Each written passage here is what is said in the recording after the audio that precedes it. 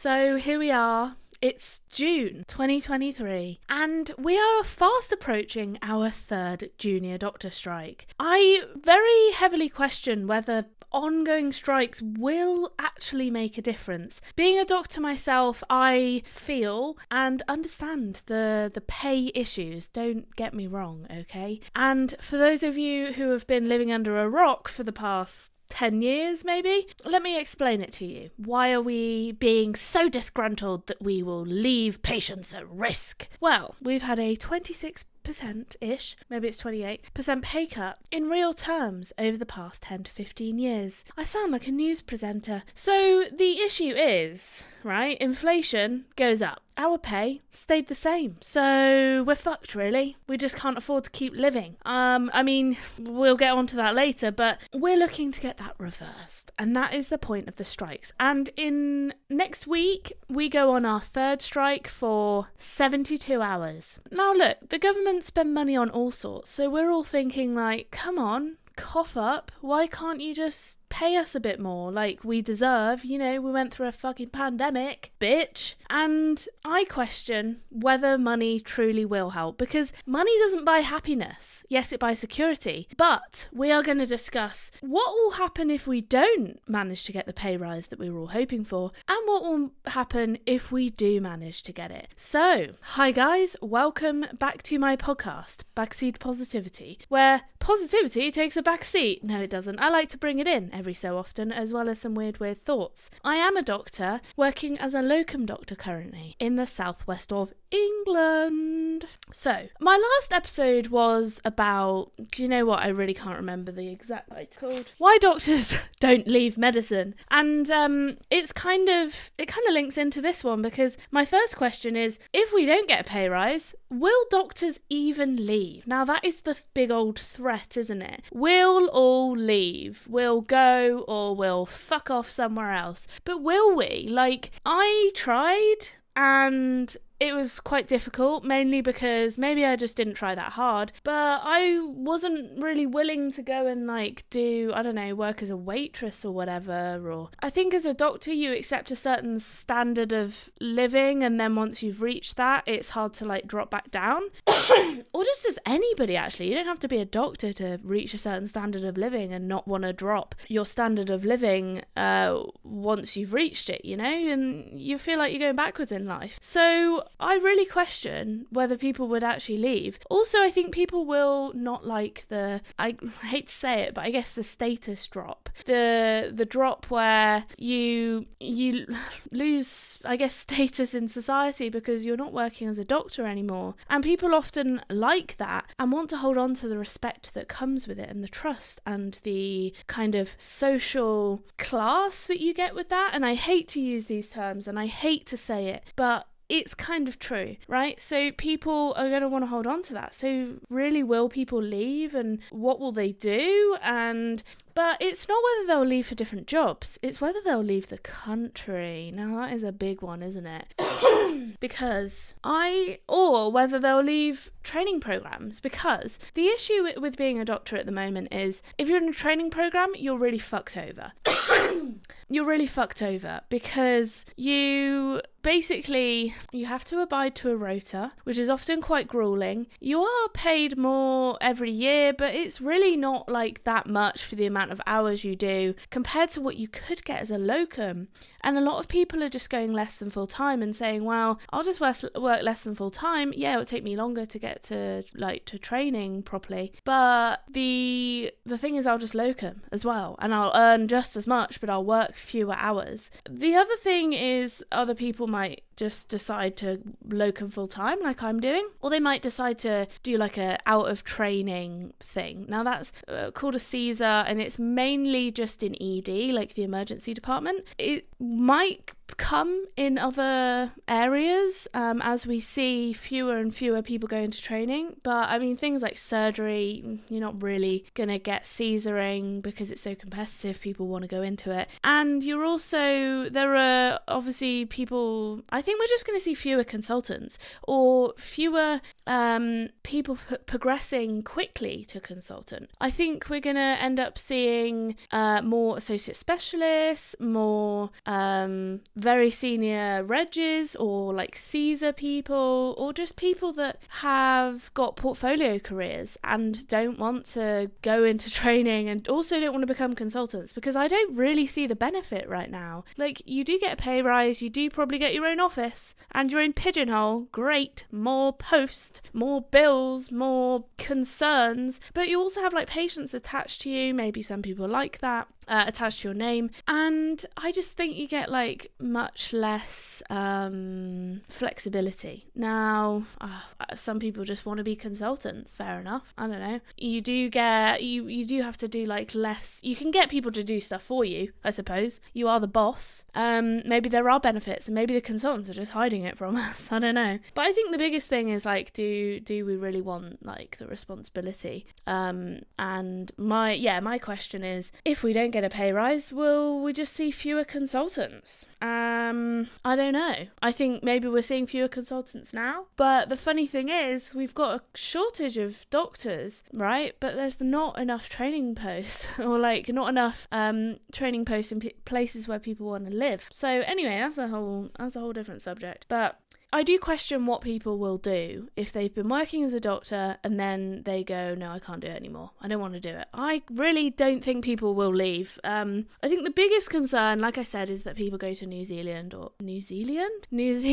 or Australia. And that's already happening. But once New Zealand and Australia don't want any more doctors, then what? Like, what do we do then? Do we, like, there's nowhere else for us to go, really. And I guess you can go to the more, like, remote areas of New Zealand and Australia. And then the more popular places are just going to get more competitive and lower price, and it's just supply and demand. So if they don't leave and we don't get the pay rise, what will happen then? Now, I think obviously there will just be lower job satisfaction. I think as a result, the morale will be even lower than it is. I think people are still a bit perky and a bit like, oh yeah, well, maybe we could win this strike, right? I think we're going to have to keep up in the ante. I don't think we can just keep doing 72-hour strikes, because we've already done that and we need to go up a bit more, okay? I think one of the biggest things is people will just, and they're already doing it, is like saying to people, especially their children or people who haven't gone into medicine yet, like, don't do it. Just don't. Like, don't put yourself through that. And the thing is, I would never say don't go into medicine, because I think it's opened a lot of doors for me, or it's changed me very positively as a person. But I would say I frown less upon people that would just get a medical degree for the sake of getting a medical degree. When I was in medical school, I remember people saying that and I was like, what? Like, why would you do that? And now I get it. Like, you've got a medical degree, you're fucking smashing life, right? It's the most sought after degree you can have. And I do think, well, you could probably do F1 and F2, and then, you know, you've worked as a doctor, you've kind of proven yourself and you've got your registration, fucking go for it, and then you can probably change careers. But a lot of people don't. Some people do. Maybe I just don't know them because they've already left.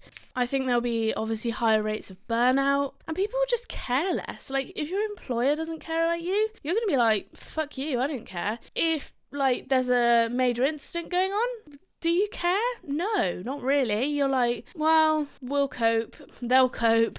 Obviously you care about your like colleagues, but in the grand scheme of things, people would probably just care less about like helping the hospital out and helping their employer out, right? And helping the government out, because you're like, why would I? Like, I kind of don't want to put myself in that situation. I don't want to put myself in a situation where there's no staff unless you're paying me like double. Then why would, like, I don't need the extra stress, okay? I'm just saying this, like, not me, like, just general. I think what I'm seeing, and I think this is probably because I am a side hustle doctor, right? I think we're seeing more side hustle doctors coming out. I don't know if that's because I am one, so I see more of them more frequently, but I would always encourage a fellow doc to have a side hustle, because, like, if you want to leave medicine in 5 years, or in a year, like, obviously the side hustles I'm taking are quite difficult because they're more like, mine are more like passive income, which take a long time to build up, but you can definitely have like a side hustle that is bigger and more instantaneous and like quicker to get. So like I've got my plant business, and that, like, if I really wanted to, like, I could put like all my energy into that, but it's good having it like in the background where it's just kind of doing its thing,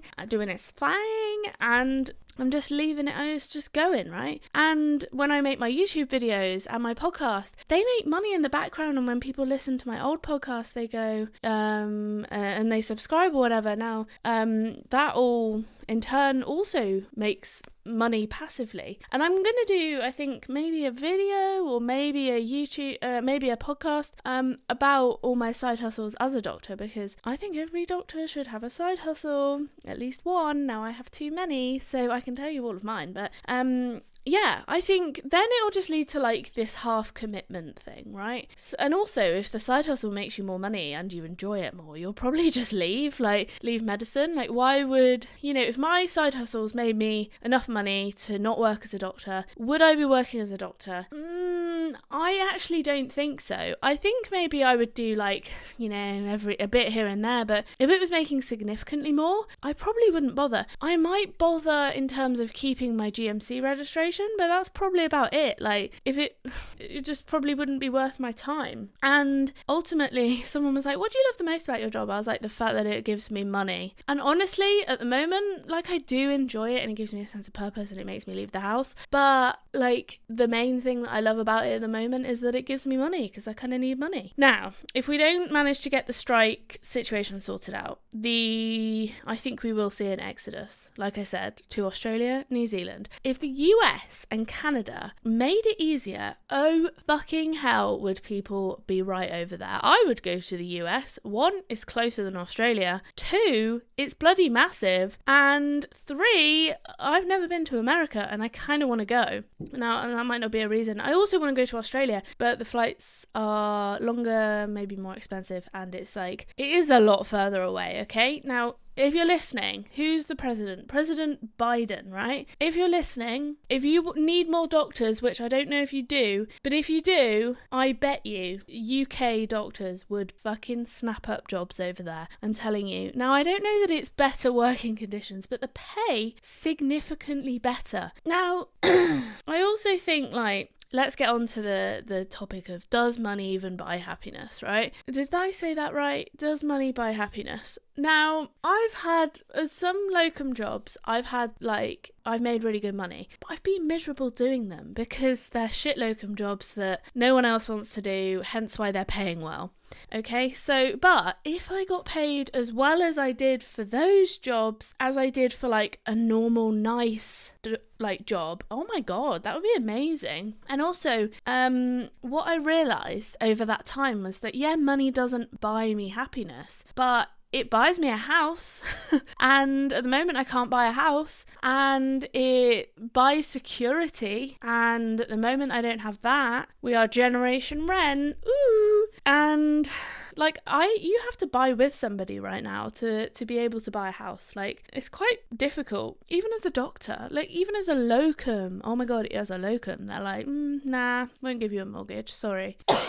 Now, I think if people are happier in their job working as a doctor, less people will leave, and it'll have this opposite vicious circle effect of like a happy, positive circle where people will go, oh, I don't want to leave, so then more people will either come back or stay or go into training programs. There'll be fewer gaps, and then there will be, and also more people might, go to medical school and stuff like that, or stay after going to medical school and not like leave F1. And there's this opposite of a vicious circle, like a happy circle, where people want to stay and want to come back because the pay is good. So it will be like a good thing to like keep, building the workforce up. Whereas currently we've got this vicious circle where no one really likes working in the NHS or in hospital or whatever, and then so they leave, and then it makes it worse for everybody else, so they leave, and then so on and so on, right? So if we can reverse that fucking bonus. I do wonder if people will just care less about their job working as a doctor. Now, the thing is, I think you often think, oh, people just do a worse job, right? But then I'm like, do doctors ever do a worse job? Like, we'll just stay later and later. And it's really hard just to go, nah, because we're quite caring people. And I do think, like, will the standards, like, drop that much? I think the things that we see as unimportant will get left, right? But then we might, I guess, just end up burning ourselves out more and more. Then there'll be more sick days. And I think people will just be happier to take sick days because they'll be like, well, I get paid and working conditions are shit, so fuck the government and I'm just going to go and, like, it's not that people will be like, I'm just going to go take a sick day even though I'm not sick. I think people might just be happier. They'll be like, I'm not as bothered. Like, it might even be nicer to be off sick, which, you know, is true to an extent, and then you get a bit bored. So the question is, if a pay rise does happen by some fucking miracle, like 26%, like, that is insane. Like, it, in the grand scheme of things, in the NHS budget, I don't know that it will be that much, but in my head I'm like, I don't think the government care. Like, it's a game of chicken, right? I just don't think they care. I'm like, they will not chicken out before us because they don't care. They don't care about the NHS. They don't care about us. They don't care about patients. They care about making the rich richer, and whatever happens to the rest of them, fuck it. I don't care. Like, if you see the abhorrent amount, I've never used that word, abhorrent amount of money that they spend on some shit, billions and billions, you're like, why can't you just pay the staff more, right? They could say the same about bloody Jeff Bezos and Amazon workers. He did this interview where he was like, yeah, I have so much money, I don't know what to do with it. And it's like, well, you could just pay your staff more, you fucking dickhead. Oh, I'm sorry, I got a bit carried away there. I do think if we get a pay rise, what will that do? Now, I have put, will it just cause temporary happiness and then it'll just wane and people will go, well, it's still the fucking same, isn't it? Like, nothing's changed. There's no more hospitals. There's no more staff. But like I said earlier, will it bring more staff back? And that in turn will make the situation better. It won't make the crampedness better, but it'll make the flow quicker or take the pressure off individual people to be carrying the load for things. It will also just be nice to be respected by your employer. Like, there's nothing worse than feeling like you don't matter and you're just fodder, right? So if you were like, oh, the government actually does give a shit about us, I think that would be a huge morale boost. And it may not, like, necessarily be about the money. I mean, they've kind of fucking ruined it anyway, haven't they? Because they're like, well, no, and you guys are killing people, so, as in they're saying that to us, you guys are killing people by not working, so, and you're disgusting people. And it's like, why are you putting up such a fight? And it's like, well, maybe they're putting up a fight to be, you know, to make a point and thinking, oh, they'll probably just back down, and maybe they just don't care about it that much. But it is like, well, if they give it to us, then they'll have to give a pay rise to the rest of the NHS staff. And you'd be amazed at how much money they spend on absolute shit in the NHS. Like there's like tons and tons of managers who are paid six figures. Apparently, I don't know any of these people. They're obviously hiding from my view, but we spend hundreds of thousands per patient per year on kind of semi-pointless drugs that don't really work, like chemotherapies, for example. And it's like, that's not even how much we're asking per doctor. That would pay lots of doctors' wages. And, like, I'm not saying don't give cancer patients treatment, don't get me wrong there. What I'm saying is, why are we giving very, very, very expensive treatments that actually don't work? Like, just to be able to, like, oh, here's something that, you know, we don't know what to do, so we'll just, like, give you something that's, like, fucking millions of pounds. It is kind of insane. I also think if you're paid more, right? So if I think when I'm working as a locum, I'm like, if I get paid more for a job that isn't that good, I will stay there more happily. Okay, so I've done some really crap jobs, but I've been like, shit, the pay's really good. And it kind of balances it out, you know. It's like, well, I'm willing to sacrifice, you know, some of my happiness.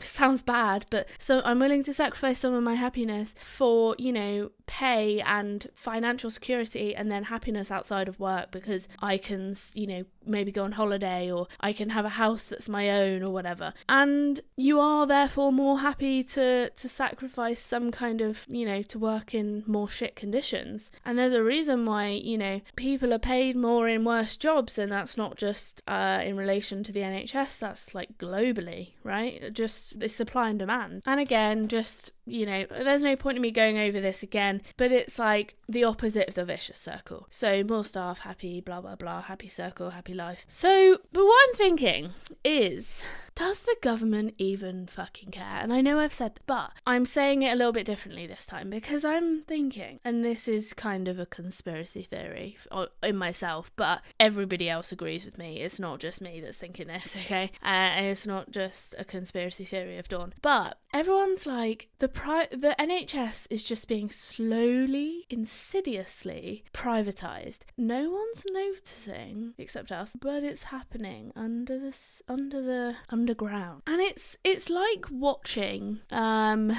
to make a medical analogy of it, it's like watching someone who is semi-palliated. You know, like they're gonna die, but no one will give them that syringe driver. It's like they're dying of a bowel perforation, but we'll carry on the antibiotics just in case. And it's like, no, if the NHS is dying and it's gonna die and you're letting it die, government, then fucking palliate it. Give it a syringe driver. Let it die. Stop like giving it like false hope and clinging on to like clutching at straws. Let it die. It's more painful to watch something die slowly than it is to just fucking cut it off. And I know you don't want to be the ones that cut it off and be the ones that kill the NHS, because, oh, that'll be unpopular at the polling stations, won't it? Yes, yes, yes. Yes, it will. But you're already unpopular anyway, so may as well continue digging your own grave and just lie in it,